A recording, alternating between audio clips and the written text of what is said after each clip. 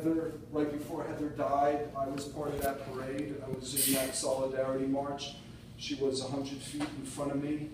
And so I wrote something, and I wrote it and put it on Facebook, and then I also put it into Seaville Weekly. And again, my name is Alan Fox Levine. And so this is something I wrote regarding our world, because I think we all still have to heal, like what Patricia just wrote, and all of us. We have to heal all the time. Yeah. And I firmly believe that don't ever wish that the grass is greener on the other side. Excuse me, I can't figure that out right now. Because we just have to love. I think that's the most important thing. Treat everybody equally, and someday, it'll just happen. It'll be beautiful, and if we can't reach someday that the world will be beautiful, then just someday in your house or your friends and that. And we just have to look at it daily. And one day you'll be dead or on your deathbed, and please just say then something, like, you know what, I had a good time or something. So anyway, what I figured out is that on my bucket list is to kick Nazi ass. And so that's what's on my bucket list. And still, the Civil War clash between factions occurred in Charlottesville yesterday and in Virginia, and it was no surprise attack. A wide-eyed fight of titans happened in my town, make no mistake. The front line was drawn on the downtown mall, and I went toe-to-toe with American terrorism, where normally there's ice cream, neighbors strolling, and local musicians filling the air. I was in the chaos and the skirmishes, and where open fire, open carry militia with neo-Nazi idealism were brandishing against townspeople, priests, hippies, and millennials. I yelled in the face of a man with an AK-47 in his hand, a handgun on his hip, and a sheathed knife on his chest. I yelled, I am a Jew! This is my town! Go home! Go home! He walked with his fellow warrior types. A few hundred of them were there to protect an old Confederate statue. They sweated as they tried to move up the avenue, to take the hill that was Lee Park. They slowly walked in groups of 20 in full militia dress in different parts of this town. A group of BLM had a confrontation with them in the parking lot across from a few restaurants. There was fearless yelling.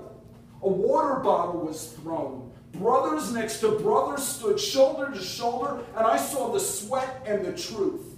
I saw good and evil going eye to eye. A police line came up slowly, crossed, and we all followed or walked away. And there was a parade of people with solidarity posters, wearing t-shirts and red bandanas. And they came south from Old Jackson Park, marched past the closed bakery, onto the downtown mall, to Water Street, then turned east. And the smell of pepper and vinegar in the air. Old and young, making their voices heard. This is my town, go home. This is my town, go home. And they turned up 4th Street, past a family in a minivan, waiting as the people went by. There was a second car in line, and the marchers continued to sing together up to the mall. Our angels got distracted here as something flew up in the air. All hell broke loose, and the chanting became screams.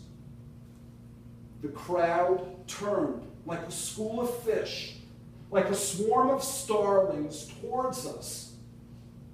There was 100 people running. Then they stopped, and the screams became worried yells for help.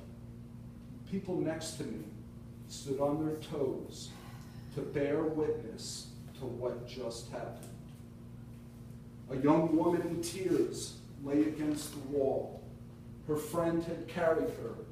She asked for a bottle of water.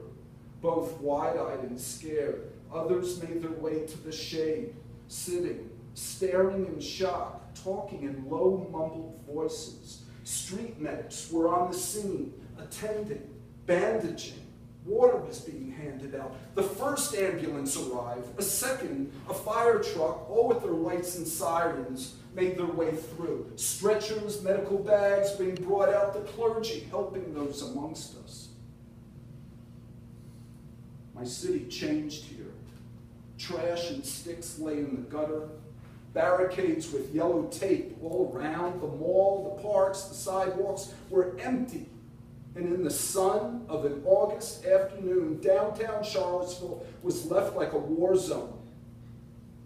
Small groups walked quietly. Police stood in the shade. Reporters checked their phones. No militia was around.